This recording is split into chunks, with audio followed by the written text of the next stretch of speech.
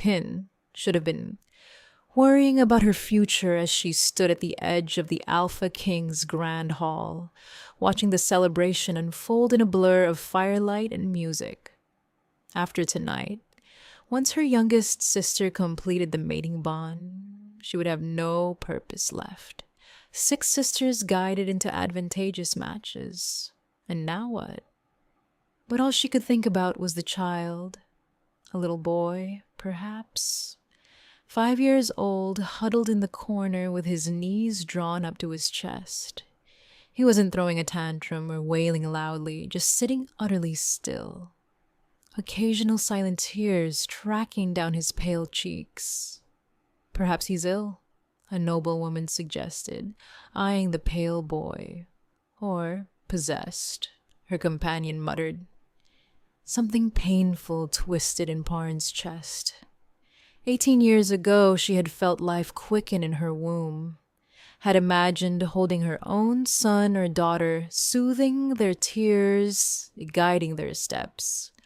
All those dreams had died along with the child she'd carried for only 5 precious months. She would never be a mother. And now, seeing the small boy suffering without one by his side, Pin dug her nails into her palm and called to a passing maid. "Excuse me," she asked. "Could you please attend to that child? He seems distressed." But when the maid glanced in the direction Pin indicated, her expression shifted from polite deference to tense weariness. "My lady, don't look at that one in the eye," she whispered urgently. "I beg your pardon." Pien blinked in confusion.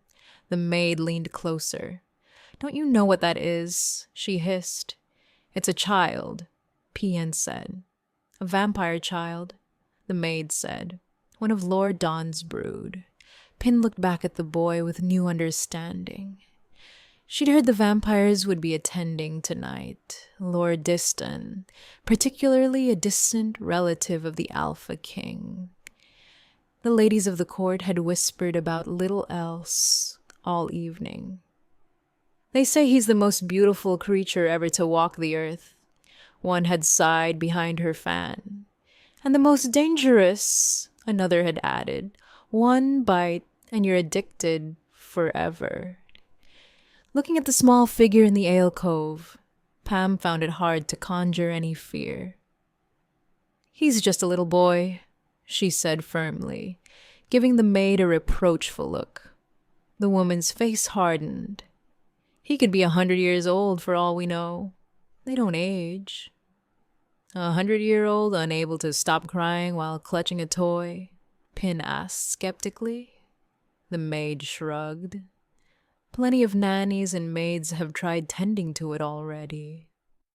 The child just won't stop crying." Her tone carried a dismissive edge that ignited something protective in Parn's chest.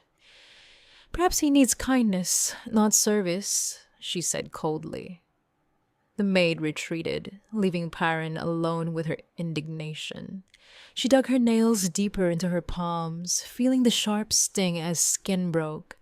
She tried to look away from the child to focus on her sister's ceremony, but her gaze kept returning to the alcove. The boy had grown quieter, his small body curled tighter as though trying to disappear entirely. Before she could question herself, Pink crossed the floor and knelt beside the alcove. "Hello," she said gently. The child's head jerked up, eyes wide with alarm. Up close, his beauty was startling. Skin like fresh snow, dark curls falling across his forehead, and eyes an impossible blue. "I'm Pin," she continued, keeping her voice soft. "What's your name?" For a long moment he said nothing, just tensed, pressing himself further into the corner. Then, "Finley," he murmured. "It's nice to meet you, Finley." Perrin smiled. "How old are you?" 5, he whispered, the word catching on a suppressed sob. The stunned surprise in his expression broke her heart. How long had it been since someone had simply spoken to him, treated him like a child rather than a creature to be feared? Pin reached toward him, offering comfort when she noticed his gaze drop to her palm. Blood still beaded in the small crescent wounds where her nails had dug too deep.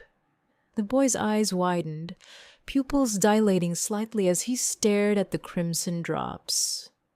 Understanding dawned. "Are you hungry, Finley?" Pian asked gently. He shook his head fiercely, still facing away from her.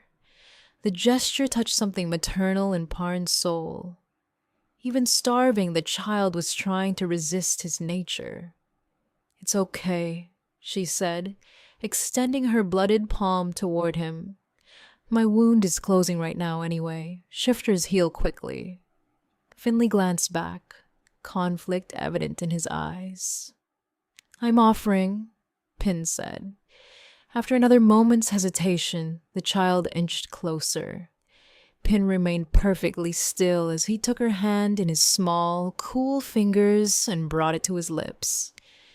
Finley's entire body relaxed as he licked, the tension melting from his small shoulders. Pin's free hand moved to stroke his dark curls, her eyes filling with unexpected tears. In this strange moment, she felt like a mother for the first time in 18 years. But then near them came a voice. "What have you done?" it said. It was soft as winter wind, yet somehow filling the alcove completely. The sound of it froze them both. Pin looked up to see a man with golden curls framing features so perfect they seemed sculpted rather than born stare at her hand with absolute horror. A vampire unmistakably. And from the way Finley tensed against her side, someone the child knew well. "What have you done?" the man repeated, his melodic voice shaking. Pin instinctively tightened her arm around Finley. He was hungry, and she attempted. "You let him feed from you?" The vampire's gaze dropped to Finley's small face, still pressed against her hand. "He was starving," Pin said, defensive. "Now he's just a child. He's a vampire."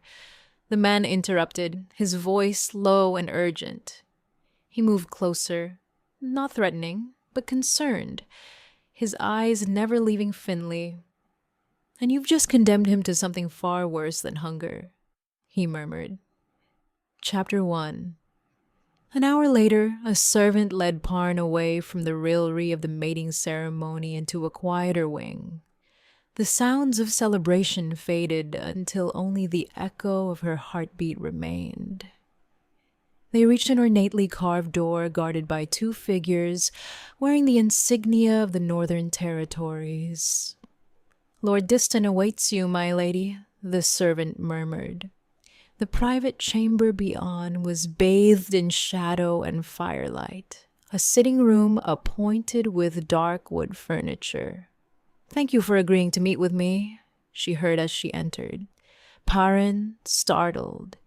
She hadn't heard Lord Diston move at all. Up close, his beauty was almost painful to behold. Golden curls framing a face that belonged in cathedral paintings. But beauty wasn't the right word for features so perfect they seemed carved rather than born. "Please sit," he said, and something in that voice beckoned. "Is Finley all right?" she asked, remembering why she was here. "He's sleeping now," the Lord said, taking the chair opposite her. "I thought vampires didn't sleep," Peen said. "Eventually we don't," he acknowledged. But Finley was only turned 6 months ago. He still retains some human habits, sleep among them. 6 months, Pin echoed. "So he really is 5 years old then, not older." "Yes, he's in every meaningful way still a child." A shadow passed across Lord Distan's features. "That's the tragedy of child vampires," he murmured. "They're trapped forever in bodies that will never grow." His voice caressed each word with such melancholy that Parn had to resist the urge to reach across and touch his hand in comfort. "And you found him?" she asked instead. "I try to find them all now," he said simply. The children. Why? She asked, the question slipping out before she could consider its propriety. Because without guidance, newly turned vampire children are a danger to others and to themselves. I tried to give them a chance at some version of life, providing sanctuary, teaching them to drink animal blood. His gaze never left her face as he spoke. The intensity of his attention was both thrilling and unnerving. Which brings me to our current situation. Something changed in his expression, a predatory stillness that reminded her what he truly was beneath the beauty. May I ask who you are, that you thought it wise to feed a vampire child without permission? Pin bristled. How could anyone deny a child in distress? I'm Lady Layla's sister, she replied. And her chaperone, a position that ends with tonight's ceremony, I presume. You presume right, my lord, she admitted. Forgive me, he said. I didn't mean to imply. It's only relevant to what I must discuss with you, which is, she managed the blood you gave Finley. His voice dropped lower. I'm afraid you have placed yourself and him in a delicate position. Pin frowned. It was only a small taste. Surely it can't harm him. You don't understand what blood does to a newly turned vampire. Lord Diston rose in one fluid motion. Finley was already struggling more than the others with the animal blood diet. Now that he's tasted human blood, I'm afraid he'll develop a craving for it. For yours specifically. A chill settled in Pin's stomach. What does that mean? He'll likely begin to crave only your blood, the vampire lord said. Nothing else will satisfy him.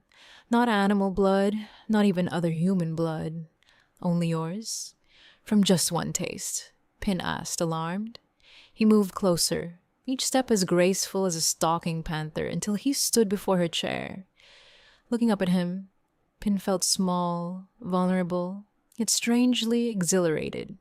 From just one taste. Yes, he confirmed. If that happens and he cannot feed from you again, he'll waste away. You mean he'll die? Pin whispered. Yes, and it will be excruciating. The weight of what she'd done pressed against Pin's chest. That sweet child suffering because of her thoughtless kindness. Then I'll let him feed from me again, she said firmly, rising to her feet. For a moment, Lord Drystan's perfect composure slipped. Something flickered across his features. Admiration, perhaps, even respect. Then his expression darkened. Concern replacing surprise. A noble impulse, but dangerous. He said he wouldn't be able to control himself. He'd take too much too quickly. He could kill you without meaning to. I could fight him off, Pin insisted. I'm a shifter. We're stronger than vampires. You wouldn't want to. He countered simply, and the softness in his voice sent an unexpected shiver down her spine. I can't just let him suffer, she said, frustration edging her voice. There must be something we can do. Lord Diston was silent for a long moment. The firelight danced across his features. There's a solution, he said eventually, though it's not without complications. Tell me, Pin urged.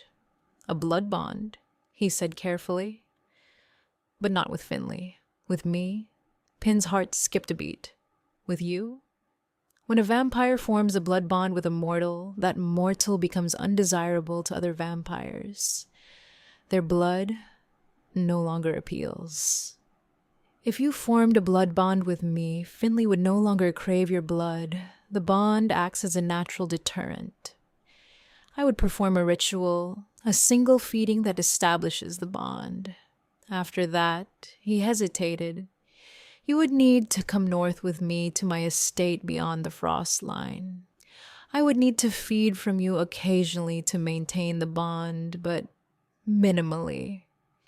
You would drink my blood, Pin said bluntly. Yes, but I have excellent control. You would be in no danger from me. Perrin turned away. I also need a nanny for my children, Lord Diston added.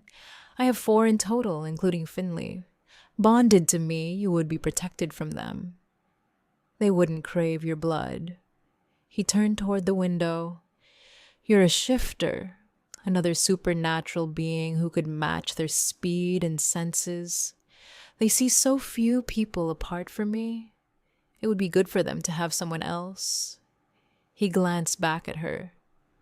I would compensate you generously, of course. Pin stepped away, needing distance to think. What you're suggesting is that I leave my home, form a blood bond with you, essentially becoming your food source, and care for your vampire children. This would merely be a solution to protect Finley. Lord Diston admitted, the bond is not ownership, it's protection primarily, and the feeding would be minimal. But perhaps you have children of your own waiting at home, he asked when she didn't reply. A mate? The question pierced her heart. No, she said. I can't bear children. Heat rushed to her face at the admission. Why had she told him that? But then she met his eyes once more, and for the first time, true emotion crossed his perfect features. Well, he murmured, his voice quiet. I have enough for both of us. The unexpected gentleness made her throat tighten. Pian looked out at the night sky, weighing her options. To stay here, returning to an empty life without purpose, or to go north with this strange, beautiful creature and be needed again. When would we leave? She asked. Lord Diston's perfect features registered subtle surprise. Then he bowed, a gesture, both courtly and ancient, and Pam felt herself falling into a story much older and darker than she had ever imagined. Chapter 2. The journey north took 3 days. As they traveled, the landscape transformed. Lush forests giving way to sprawling moors, then finally to snow-dusted pines that stood against the darkening sky. Pin had never ventured this far from the packlands before. The reality of walking willingly into a vampire's den became increasingly clear. Lord Dryand rode beside her carriage on a midnight black stallion, seemingly impervious to the cold. Finley traveled inside with Pin, curled against her side for the first day. By the second day, he'd begun speaking in hesitant whispers. On the third day, he'd fallen asleep with his head in her lap, his small hand clutching her dress. We're approaching the estate, Lord Diston announced, appearing at the carriage window. You'll see it once we crest the next hill. And then she did. The mansion sprawled across the hillside, all towering spires and sweeping archways, its windows glowing with amber light against walls of weathered stone. It's beautiful, Pin whispered. Lord Dryand's perfect lips curved slightly. It can be, he said enigmatically. The carriage followed a winding path through iron gates and up to massive doors carved with raven motifs. A tall, severe, ill-looking woman stood in the doorway, her gray hair pulled back in a tight bun. Mrs. Graves, Lord Diston greeted her. This is Lady Perrin. She will be taking over the children's care. The housekeeper's eyes swept over Pin. Very good, my lord. The children await in the east drawing room. Finley's small hand slipped into hers as they approached a set of doors. Helen doesn't like new people, he whispered. But don't worry, I'll protect you. The innocence of his offer, this tiny vampire child promising to protect her, nearly brought tears to her eyes. 3 children turned toward them, 2 girls and a boy, each impossibly beautiful, each regarding her with varying degrees of curiosity and weariness. Children, Lord Diston said. This is Lady Perrin. She will be your new governess." The oldest girl, clearly Helen, straightened in her chair, her dark curls framing a face that would have been angelic if not for the cool disdain in her eyes. "A governess?" she asked, her voice sweet despite her sharp words. "We don't need one." The boy bounded forward, interrupting. "You're a shifter," he exclaimed, circling Ping with fascination. "Can you turn into a wolf right now?" "Adam," Lord Diston warned. "Soon," Ping offered with a smile. "After I've had a chance to settle in," the youngest girl hung back, half hidden behind a settee. Finley tugged at Pin's hand. "That's my sister," he whispered. "She's shy." Pin knelt to the child's level. "Hello, Veronica," she said gently. Slowly, the little girl emerged, a porcelain doll clutched to her chest. "Do you know how to braid hair?" she asked, her voice barely audible. "I'd be happy to help with your doll's hair," Pin answered warmly. Helen scoffed. "Learn to braid your own hair, Veronica. This girl's immortal. She'll be gone before you know it." "Helen," Lord Diston's voice sharpened. "That's enough, children," he said firmly. "Lady Perrin has traveled a long way. Mrs. Graves will show her to her chambers, and tomorrow you will all demonstrate the excellent manners I know you possess." 3 reluctant nods answered him. Only Finley remained pressed against Parn's side, his eyes now fixed on her throat with an intensity that sent a chill down her spine. "Finley," Lord Diston called softly. The boy startled, then backed away. "I am sorry," he whispered. Lord Diston's expression softened. "We will resolve this tonight," he promised, then turning to Pin. "After you've rested, there's no rush." But she caught the concern in his eyes. There was a rush, and they both knew it. A few hours later, a sharp knock came at her door. She opened it to find Lord Diston, his features taut with concern. "My apologies for disturbing you," he said, "but there's been a development with Finley." A cold weight settled in Pin's stomach. "What's happened?" "Mrs. Graves found him trying to enter your chambers while you were bathing." Lord Diston's pale eyes held a gravity that sent a chill down her spine. "His hunger for your blood is growing more rapidly than I anticipated. He's become fixated. Is he all right?" Perrine asked, instinctively stepping forward. Lord Diston caught her arm, his touch cool through the fabric of her sleeve. "He's being watched. But either we must move forward with the blood bond now, or you must leave by morning. If we wait," he hesitated, "I'm afraid it will be too dangerous for both you and Finley." Chapter 3.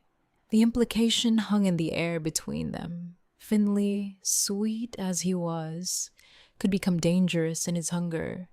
Pin took a breath. She'd come here for him, but she'd been warned. Her new position came at a price, one meant to keep both her and her charges safe. "Then we should do it now," Perry said. Lord Diston studied her face. "You understand what this means? Once bound, the connection between us cannot be undone. You will be tied to me until one of us dies." "I understood that when I agreed to come here." Pin nodded. "I won't abandon that child to suffering because I'm afraid." "Very well," he said softly, before entering her room.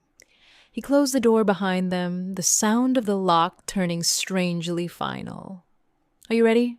he asked softly. Pian was struck anew by his otherworldly beauty, golden hair gleaming in the firelight. "Yes," she whispered. "The bond requires a ritual," the Lord explained, moving closer, each step so graceful it seemed he floated across the floor. "In vampire culture," he continued, "it is comparable to mating among your kind, though traditionally less emotional in nature." "You're saying we'll be married?" Pin asked, finding it suddenly difficult to breathe. In a manner of speaking, the vampire replied, not cold, but matter of fact. Does that change your decision? His blue gaze was impenetrable as Pin considered, her pulse fluttering beneath her skin. This was more than she had expected, more intimate. No, she said finally. My decision stands. Lord Destin nodded. Then, come to me, he instructed. The command in his voice made her shiver, but not with fear. When she stood before him, close enough to feel the unnatural coolness radiating from his body, Lord Diston reached for her hand. I need access to your throat, he said, his voice dropping to a near whisper. The bond must be formed through a proper feeding. Pin's heart thundered in her chest. You mean? Yes. His cool fingers brushed her collarbone, trailing up to her pulse point. I will drink directly from you. I need you to remove your shawl, he said quietly. Pin's fingers trembled as she unwound the silk from her shoulders, letting it fall to a nearby chair. Your hair, he murmured. If you would, understanding. Pien pulled the pins from her dark dresses, letting them cascade over one shoulder, exposing her neck. Come closer, he said, his voice rougher than before. Pin moved forward until they stood chest to chest. Are you afraid? He asked. Yes, she admitted, but not enough to change my mind. A ghost of a smile touched his lips. Then his hands were at her waist, drawing her closer. One hand slid up her back to cradle her head, angling it to expose her throat. His other arm wrapped around her waist, holding her firmly against him. She felt his lips first, cool against her heated skin, exploring the curve of her neck with feather-light touches. Her pulse jumped beneath the contact. Try to relax, he whispered gently, his lips brushing the shell of her ear. It will be easier. Ping closed her eyes, trying to slow her racing heart. Lord Destin's lips returned to her throat, his arms tightened around her, pulling her flush against him. Then his mouth opened against her skin, and Pin felt the sharp press of fangs. One heartbeat of anticipation, her body tensing, and then his teeth sank into her flesh. For one terrible moment, there was only pain, sharp and insistent, her pulse pounding in her ears. Lord Diston made a low sound against her neck. She felt him swallow, the slight movement sending another spike of pain through her. And then warmth bloomed from the bite, radiating outward in waves that swept through her body. The pain receded, replaced by a sensation so foreign and overwhelming that Parn couldn't suppress a startled moan. It wasn't simply pleasure, it was a liquid heat that flowed through her veins, making her limbs heavy and her mind hazy. Lord Diston's hold shifted, one hand sliding down to her lower back, pressing her closer as he took the first deep pull of blood. The sensation of him drawing from her, the rhythmic pull and gentle suction made her knees buckle, and she sagged against him, relying entirely on his strength to remain upright. His chest rumbled against hers, a primal, hungry sound that vibrated through both their bodies. She felt him take another swallow, stronger, more urgent, and each pull of his mouth intensified the pleasure until she was trembling in his arms. Images flashed behind her closed eyelids, fragments of memories that weren't her own. Moonlight on snow-covered mountains, children laughing in a garden she'd never seen. Were these his memories or hallucinations? She didn't know. All that mattered was the exquisite sensation coursing through her. Her head fell back further, offering more of herself to him, her body arching into his. Time lost meaning.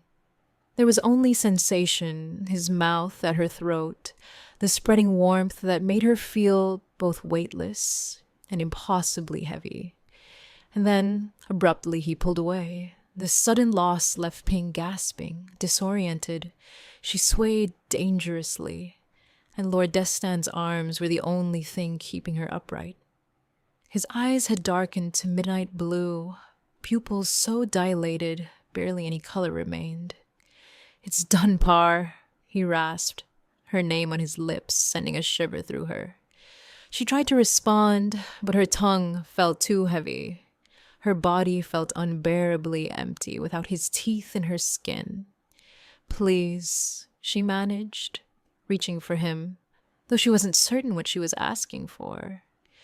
The world spun alarmingly. "I need to lie down," she admitted. Without hesitation, Lord Diston swept her into his arms, cradling her against his chest. It's natural to feel drowsy. The bond takes time to settle. Perrin's head lulled against his shoulder. "You smell so good," she murmured, her nose pressed against his throat. Lord Diston's step faltered briefly. "That's the venom talking," he said, though he didn't sound entirely convinced. "Venom," she echoed, the words slurring slightly. He nodded. "When vampires feed, we release a venom that affects our prey." His eyes searched her face. "But you're a shifter. You should have been resistant." Understanding penetrated the haze in Pin's mind. The pleasure, the euphoria. It wasn't real. Just a chemical reaction designed to make prey easier to feed upon. "I didn't think it would affect you like this," he continued, his voice strained. Lord Diston laid her gently on the bed, arranging a blanket over her. The loss of his touch left her whimpering. "Stay," she pleaded, catching his hand. Lord Diston closed his eyes briefly as if in pain. "That's not you speaking," he said quietly. "Besides, if I fed from you again tonight," he hesitated. "I'm not certain I could stop." "I don't want you to stop," she whispered. Lord Diston carefully extracted his hand from hers. "You should, though," he said as he closed the door behind him. Her last coherent thought was that, for the first time in 18 years, she'd felt truly alive. How strange that it took a creature of death to awaken her. Chapter 4. Perrin woke to sunlight streaming through freshly opened curtains. Memory flooded back. The journey north, the children, and most vividly, Lord Destan's mouth on her throat. Her fingers found only smooth skin. Shifter healing had erased all evidence, though a lingering warmth remained. She dressed and met with Mrs. Graves, who handed her a sealed letter from Lord Don. "The children await you in the nursery," the housekeeper informed her. Pin opened her letter. "Lady Pin, I must apologize for my absence. Urgent business calls me away until nightfall. The children will benefit from your guidance today, particularly Adam, who grows restless without activity. As for our arrangement, I assure you, we need not repeat last night's complications. A simple cut will suffice to maintain our bond. Until then, consider this manor your home." Driston, his clinical description left her with mixed feelings. Relief at establishing boundaries, yet disappointment too. "You're doing it wrong," Helen declared 2 hours later, watching PM place the last card on their structure. "It needs to lean inward or it will collapse."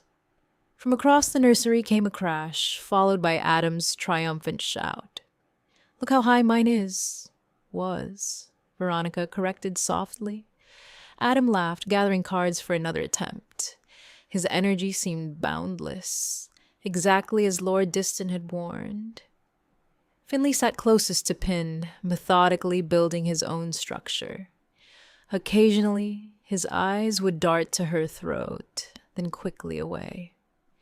The day passed in a pleasant blur, riding across snow-dusted fields, a formal tea, and a reading hour before the hearth. "Will you come back tomorrow?" Veronica asked, tugging at Perrin's skirt as Mrs. Graves came to collect the children. Of course, Perrin promised. I live here now, remember? The little girl smiled shilly. Good. You braid hair better than Mrs. Graves. Even Helen managed a stiff nod of farewell. Progress. Exhaustion claimed her quickly that night. She had just drifted off when the subtle shift in the air woke her. A coolness that hadn't been there before. Pin's eyes fluttered open to find pale blue eyes looking at her from across her bed. My lord, she whispered, sitting up. Perrin's eyes fluttered open to find pale blue eyes looking at her from across her bed. My lord, she whispered, sitting up. Dawn didn't answer. Instead, he moved closer to sit on the edge of her bed. I've been waiting all day, he murmured, his voice deeper than she remembered. Just for one taste of you, Pin's heart thundered. You have? Something hungry flashed in his eyes as he leaned closer. Every moment away from you has been. His cool fingers traced her throat, then her collarbone. Torturous. His other hand found her thigh through the blanket, the coolness seeping through the fabric. May I? He whispered against her throat, his lips ghosting over her pulse. She nodded, his lips pressed against her skin. Not biting, just exploring with feather-like kisses. That's not what I want, she finally gasped. She felt his lips curve into a smile. What do you want, my love? He asked. To feed you, she whispered. His smile widened, revealing the tips of fangs. She felt them press against her skin. Pin jerked awake, her hands flying to her throat. The room was empty, moonlight streaming through the window. A dream? She wondered. But the lingering sensation of cool fingers on her thigh felt so real she couldn't be certain. Vampires could move silently, appearing and disappearing without trace. Could he have actually been here? She climbed out of bed, only one way to find out. The massive study door loomed before her. Pin smoothed her hands over her skirts, trying to calm her racing heart. Before she could retreat, the door swung open. Lord Diston stood framed in the doorway, perfect as marble. Lady Perrin, he greeted her, stepping aside.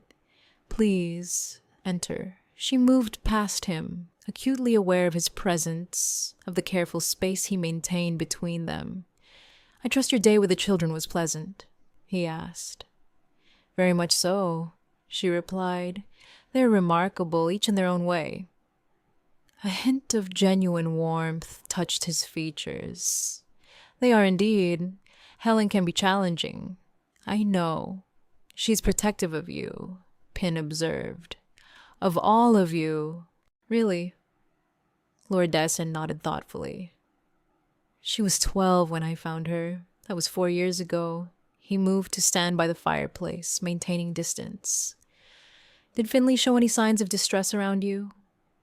No, Perrin assured him. He seemed shy, but not fixated as before. The bond is working then, Lord Destin said with visible relief. An awkward silence fell between them. Pin struggled to reconcile this polite, distant figure with the passionate one from her dream. I've been having dreams, she admitted, heat rising to her cheeks. At least I think it was a dream. The blood bond creates a connection between us, he explained clinically. Dreams are a common side effect, particularly in the early stages. Can you see them? Perrin asked, mortification burning through her. A startled laugh escaped him. No, your thoughts remain your own, as do your dreams. Relief washed over her. Last night's feeding was more intense than necessary, Drystan stated abruptly. A small cut would provide blood without the complications that arise from a proper feeding. From his desk, he retrieved a small silver dagger. A cut on your wrist should suffice. We will also spread out the feedings starting next week. I should be able to go on with only taking your blood once a month or so. Pin took the blade and carefully drew it across her skin. Lord Destan knelt before her chair, taking her wrist in cool fingers. This will be quick, he promised calmly. But the first touch of his mouth against her skin sent a shiver through her. His eyes drifted closed, dark lashes fanning against pale cheeks. A soft sound escaped him, half sigh, half moan, quiet, but unmistakable. When he pulled away, his lips, stained crimson, parted on a shaky exhale he didn't need. And then awareness returned. She watched him reassemble his careful mask, eyes cooling, lips pressing together, shoulders straightening as he rose. "Thank you," he said formally. "That should be sufficient." Pian nodded, unable to speak. The cut was already healing, yet the impression of his mouth lingered. "Tomorrow night, then?" she asked weakly. Lord Diston retreated to his desk. "No, we should repeat this every 3 days," he said, back turned as though he couldn't trust himself to look at her. Pin left quietly, more confused than when she'd first come in. Chapter 5. Autumn's crimson leaves gave way to winter's snow, and eventually winter softened into spring. Through it all, Pin found herself caught in a dance of longing and restraint. Her days filled with the children. Her nights consumed by thoughts of their guardian. Helen now sought her out for evening walks. Adam's energy found focus under her guidance. Veronica's drawings revealed a soul blossoming, while Finley looked at her with pure adoration. But these victories paled against the exquisite torture of Lord Driston's presence. Every fortnight, their ritual unfolded in his study, the silver dagger catching firelight, the precise cut across her wrist. The breathless anticipation as he knelt before her, taking her hand in his cool grip. Despite how his lips lingered longer against her skin, despite the hunger she glimpsed after feeding, he maintained his careful distance.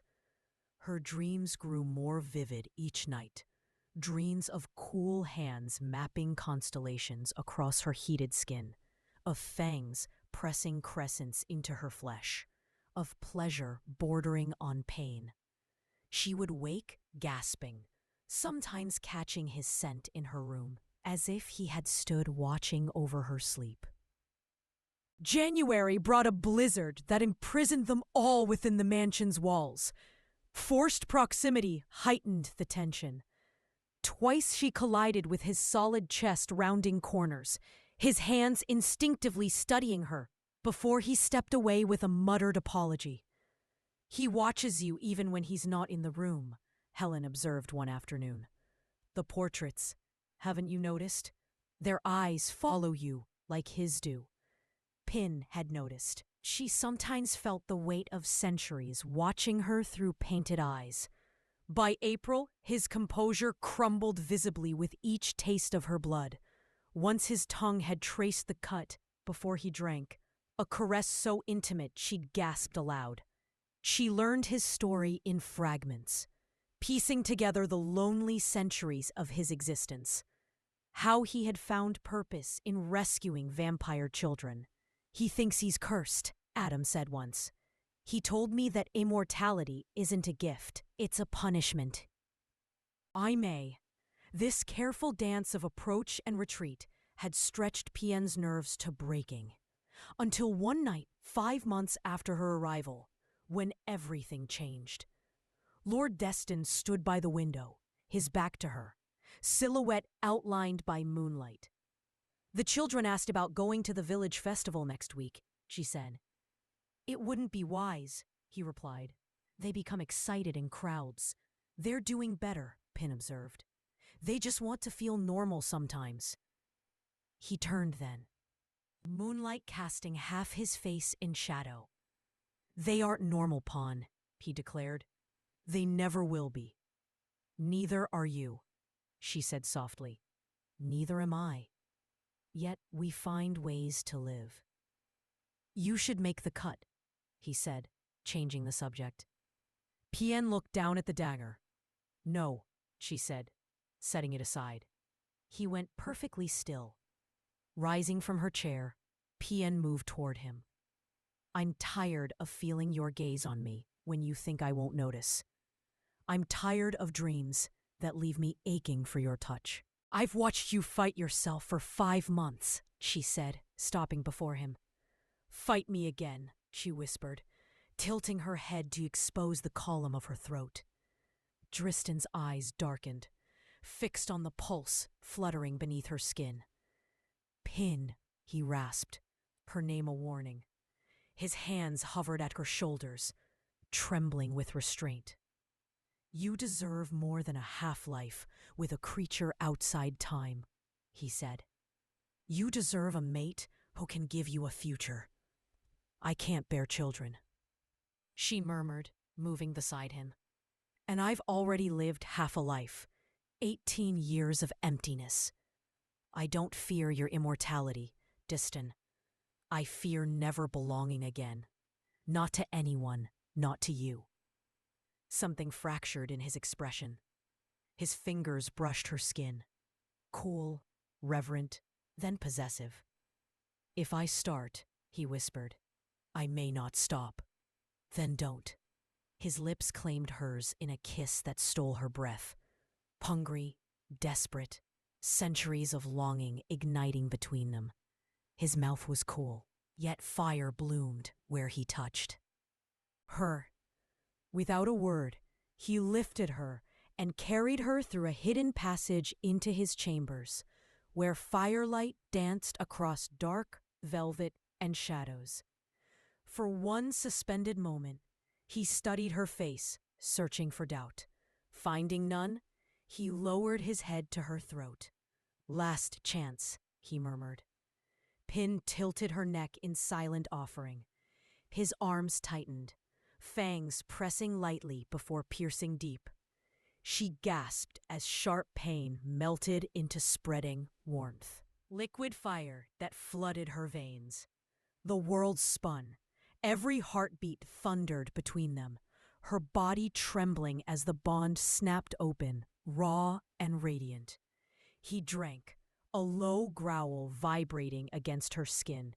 Visions flashed. Moonlight, laughter, centuries of memory not her own. When he finally withdrew, his kiss was fevered, tasting of blood and devotion. The metallic tang only deepened the intimacy, their essences mingling in something sacred and forbidden. Dristan laid her on the bed, unfastening her gown until she lay bathed in firelight and moonlight. His cool hands traced her heated skin, every touch magnified by the venom still chorusing through her. Pair, he breathed, my love. When he entered her, it was as if the world ceased to exist. Pleasure and hunger, ice and fire, 2 halves made whole. The bite's venom heightened every sensation until she was dissolving into him, body and soul. She had never felt so alive. The emptiness of years vanished as if it had never been. Afterward, wrapped in midnight sheets, his cool body against her warmth, Pien felt reborn. I've lived for centuries, he murmured, and never felt anything like this. Ping kissed his palm, nestling beneath his chin as dawn's first gold touched the towers outside. Chapter 6. Spring blossomed into a golden summer. The estate transformed by more than just the changing seasons. Laughter echoed through once silent corridors. Flowers adorned tables that had known only dust. Pien found herself living a happiness she had never dared imagined possible. I never thought I'd have this again, she admitted, one balmy June evening, as she and Don lay entwined in his massive bed. Have what? Drist asked, his cool fingers tracing idle patterns along her bare shoulder. Family? His smile, once so rare, now increasingly frequent, brightened his perfect features. He reached out to steal a bite from Parn's plate with playful grace. "I'd forgotten how delicious blackberries could be," he remarked, and the simple pleasure on his face made her heart swell. It made him seem more human, the fact that he didn't need to eat, but felt the desire anyway, like he was opening up to life again. But then, during a midsummer feast, celebrating Adam's hunting success, Destin accepted glass after glass of wine until faint flush colored his normally pale cheeks. The more he drank, the more freely his laughter came. "Are you drunk?" she whispered in delighted disbelief as they retired to their chambers. "Of course not," he snorted. "Alcohol cannot affect us." Yet he was undeniably tipsy, his kisses more unrestrained than usual, his eternally formal speech slightly less composed. Pin found it utterly charming, though a small voice wondered how wine could affect him at all. A few weeks later, she woke to find Destin still beside her, not reading or watching over her, as was his habit, but simply sleeping. When she touched his shoulder gently, his eyes flew open with a start, momentary confusion giving way to recognition. "Good morning," he murmured, sitting up quickly. "I must have been lost in thought." "Lost in dreams, more like," Pin teased, though unease stirred in her chest. Destin dismissed it with a laugh, pulling her down for a kiss that soon made her forget her concerns. Yet the incidents continued. During an evening game of chess with Adam, Driston's head nodded forward, his eyes drifting shut mid-move. Their feeding ritual had evolved since those first formal encounters. Now, when he drank from her, it was part of their lovemaking, intimate, passionate, often leaving them both breathless with pleasure. Yet, recently, she'd noticed he took less each time, sometimes barely more than a few swallows. "Don't you need more?" she asked one night in early September. "This is sufficient," he replied, already moving to kiss her neck. Clearly intent on distracting her. The deflection might have worked if she hadn't caught him rubbing his temples when he thought she wasn't looking, hadn't seen the brief fwa when the children's play grew too loud. Something was changing in him, something neither of them understood. By October, he began to miscalculate his own strength.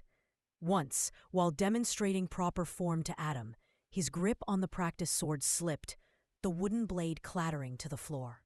That night, after the children were asleep, Pien found Driston in his study, staring into the fire. "We need to talk," she said without preamble. "Something's wrong. You're falling asleep during the day. You dropped your sword. You froze at dinner tonight." For a long moment, he said nothing. Then, with a sigh that seemed to come from somewhere deep within him, he met her gaze. "I'm over 500 years old. Perhaps this is simply what happens to vampires of a certain age." But his explanation rang false, and they both knew it. "When did it start?" Perrin asked, though she already suspected the answer. His gaze met hers reluctantly. "Around the time we began sharing blood more intimately." The implication hung in the air between them. "You need to feed," she said decisively, already rolling up her sleeve. "Properly, not these small sips you've been taking." In the weeks that followed, Pin devoted herself to research, seeking any information on vampire shifter bonds. A few texts mentioned a vampire's ability to form blood bonds with multiple humans, creating what one ancient volume called a harem of sustenance to ensure adequate feeding without killing. But none addressed what might happen when a vampire fed exclusively from a shifter for extended periods. Meanwhile, Destin's condition deteriorated. On a bitter November evening, disaster struck during Helen's celebration when Destin collapsed mid-toast. For 3 days, the fever raged.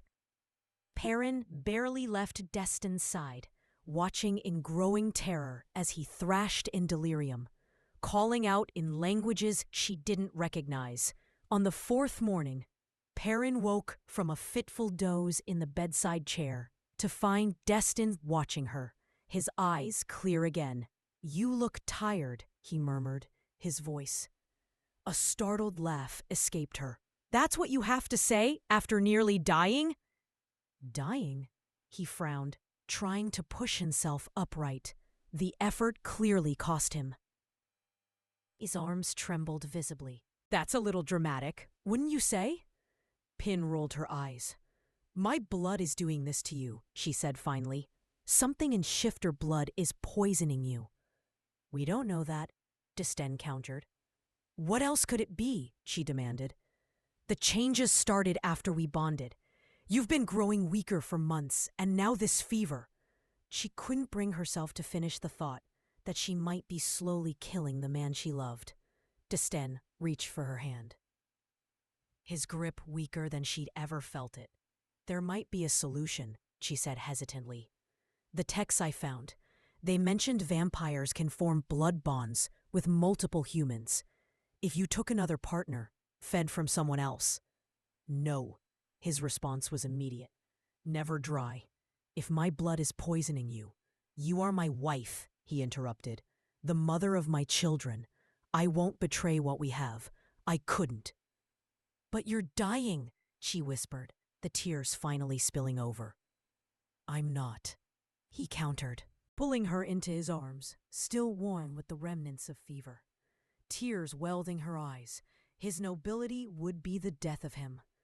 That night, when Destin had fallen into deep slumber, Pern sat beside the bed, watching the rise and fall of his chest. The decision crystallized in her mind, painful but necessary. She would not watch him fade away, would not let the children lose the only father they had known. With trembling hands, she penned 3 letters by candlelight.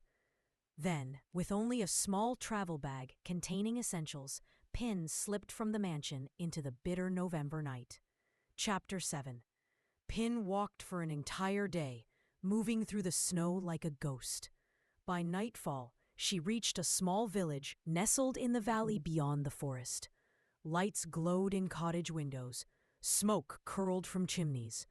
As she approached, a scent caught her attention, familiar yet unexpected. Another shifter. The woman stood in the doorway, watching Pin with obvious curiosity. Something in her posture, the way she balanced her weight, the slight tilt of her head, marked her as wolf. "You're a long way from any packland, sister," the woman called. Pin hesitated. "I'm just passing through," she replied, her voice. The older woman studied her for a long moment. "No, you're not," she said flatly. "You're running." Before Pin could respond, the woman stepped forward. "I'm V. I have rooms above the blacksmith shop. You'll stay with me tonight." Vara prepared a simple meal of bread, cheese, and stew. "Now," she said once Parn had eaten, "tell me what brings a lone wolf here in winter." Pin found herself telling Vara everything. The blood bond, the children, their happiness, and Drystan's mysterious decline. "Let me understand," Vara said slowly.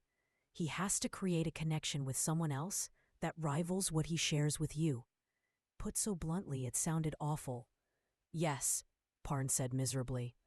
"I suppose we could share him." "So, your husband has to cheat on you or he'll die." Var's eyebrows shot toward her hairline. "Essentially, yes." The older woman shook her head. "Well, never marry a vampire, I'll tell you that much.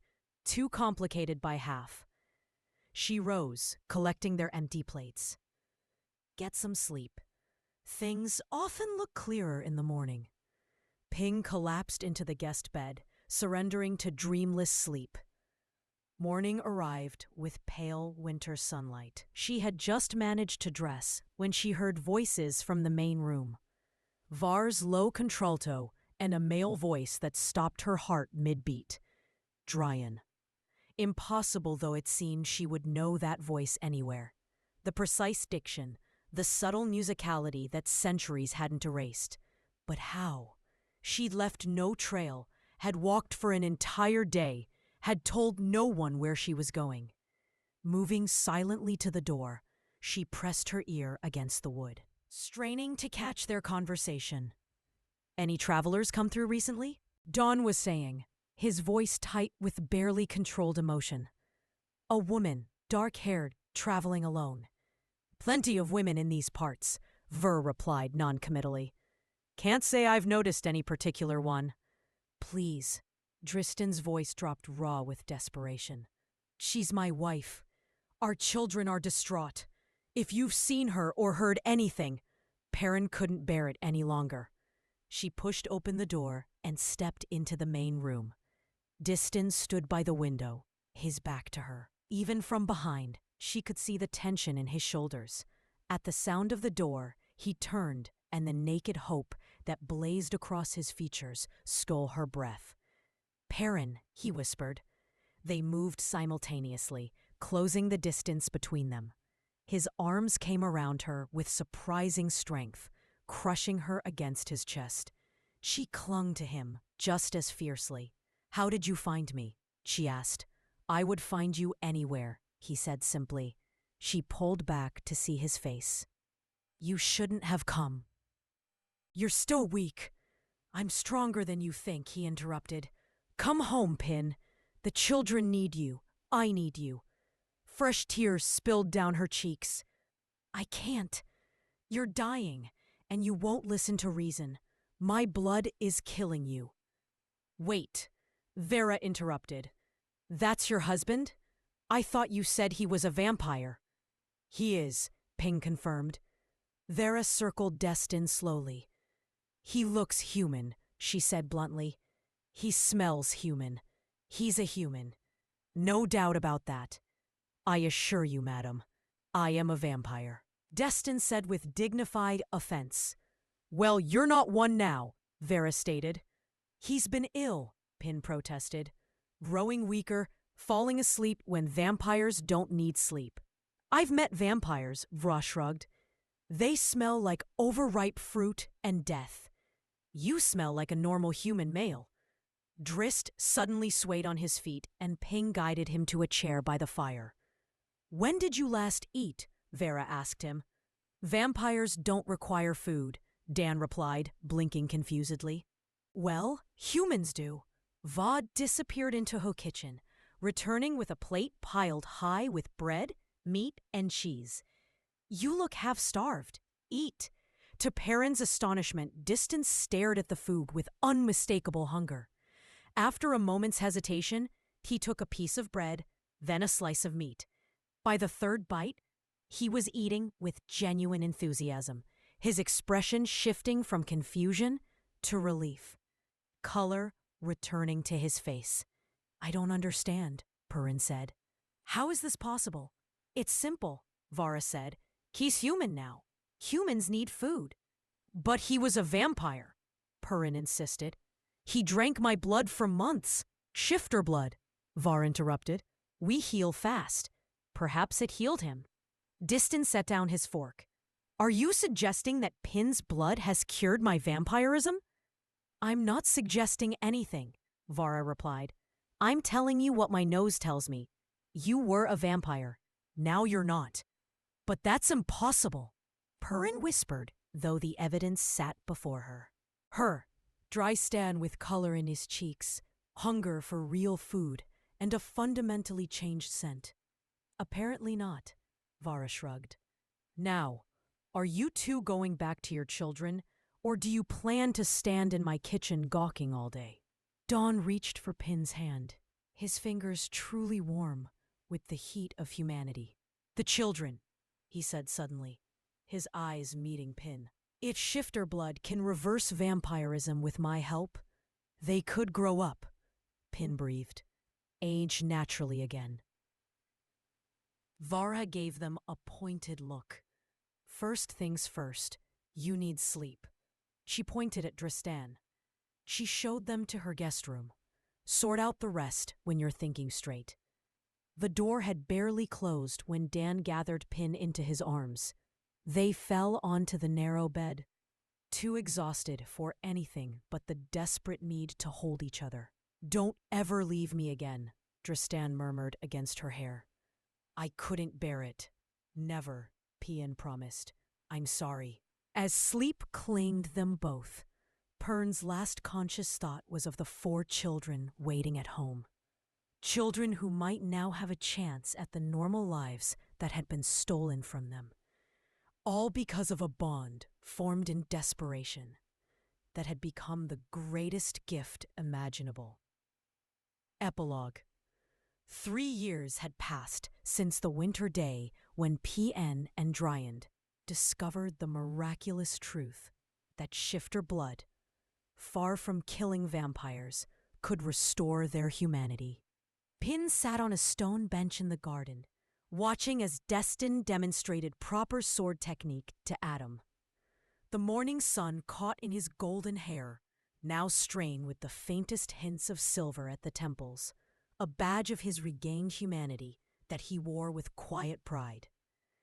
"Father's getting slower," Helen observed, settling onto the bench beside Pin.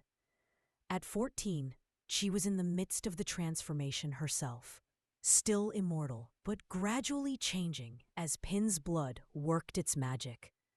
"Don't let him hear you say that," Pin replied with a smile, though they both knew Destin would simply laugh at the observation.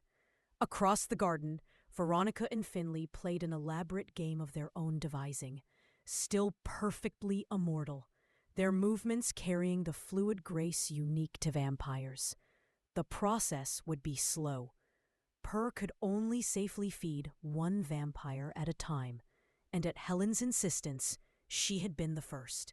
As the eldest, she had lived longest in her frozen state. Had felt most keenly the curse of a mind that continued to mature while her body remained childish. "When will it be my turn?" Adam asked often, watching with barely concealed impatience as Helen grew a fraction of an inch taller as her features subtly matured. "Soon" was always the answer. Once Helen completed her transformation, Adam would be next, then Veronica, and finally Finley. It would take years, perhaps a decade or more, but they had something they'd never possessed before. "Hope!" Pin Dan called, shading his eyes against the sun as he looked toward her. "Would you mind showing Adam that disarming move you taught Helen?" "Of course," she replied, rising from the bench. As she crossed the garden, her hand brushed unconsciously over her still, flat stomach, where their newest family member grew. A miracle they had never imagined possible. That night, after the children were asleep, Pien and Distin stood on the balcony of their chambers, watching the moon rise over the northern forests. His arms circled her waist, drawing her close against the evening chill, another human sensation he had relearned to appreciate. "Are you ever sorry?" Pin asked quietly. "About losing your immortality?" Don considered the question with thoughtfulness. "Eternity is worthless without meaning, without love," he said finally. His hand drifted to rest over hers, where it cradled their unborn child. "I would rather live 1 mortal lifetime with you, with our family, than an endless existence alone." Pin leaned into his embrace, savoring the steady beat of his heart against her cheek. "We'll grow old together," she murmured. Not a question, but a promise. "Yes," Distin agreed, pressing a kiss to her temple. "And watch our children grow alongside us, all of them in time." As the stars appeared one by one in the darkening sky, Pien thought of the long, improbable path that had brought them here. From a chance encounter at a mating ceremony to a desperate blood bond to this unexpected joy. Once they had been defined by what they had lost, her fertility, his humanity, the children's futures. Now, beneath the vast night sky, they stood together not as broken pieces, but as a whole. What had begun as necessity had transformed into the greatest gift. A family forged not by blood or fate, but by the choice to love despite all odds. The end. Thanks for listening. If you enjoyed listening to this story, please hit the like button, share it with someone who would love it, and subscribe to Nightbond Narratives. And don't forget to ring the bell so you never miss what's coming next. I'd love to hear from you in the comments. Tell me which part of the world you're watching from and which part of the story you like the most. Creating a full-length audiobook video takes a lot of time and effort, so if you notice any small ambiguities, please be kind and forgive them. Your support truly means the world and motivates me to keep bringing you more stories. Thank you for listening all the way through. If this story kept you on the edge of your seat, hitting that like button really helps the channel grow. And now I want to hear from you. What was your favorite moment of justice or drama in the story? Until next time, stay warm and keep enjoying the tales of Nightbond Narratives.